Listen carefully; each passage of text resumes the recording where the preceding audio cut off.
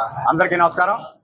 ఈరోజు పిఠాపురం నియోజకవర్గంలో పిఠాపురం మండలంలో 12 చెక్కులు సీఎంఆర్ఎఫ్ రిలీఫ్ చెక్కులు 6,85,000 ఐదో విడత పంపిణీ జరుగుతుంది. ఇప్పటికి 5 దఫాలుగా ఈ నియోజకవర్గంలో పంపిణీ చేశాం. డైరెక్ట్గా ఎవరైతే వీరు సీఎం రిలీఫ్ కోసం అప్లై చేశారో వారందరికీ కూడా 1,20,00,000 డిస్ట్రిబ్యూట్ చేయడం జరిగింది. ఇది కాకుండా ఎల్ఓసి రూపంలో అంటే ముందస్తుగా ఆపరేషన్లో జరగకుండానే ఆయా ఆసుపత్రులకు ఇచ్చే విధానాన్ని ఎల్ఓసి అంటారా, ఆ రకంగా కూడా ఎల్ఓసిలో 60 లక్షల రూపాయలు కూడా జారీ చేయడం జరిగింది. ఇప్పటి వరకు ఈ నియోజకవర్గంలో 1,80,00,000 రూపాయలు సీఎం రిలీఫ్ కింద ఈ కార్యక్రమం చేయడం జరిగింది. చాలా చాలా సంతోషం.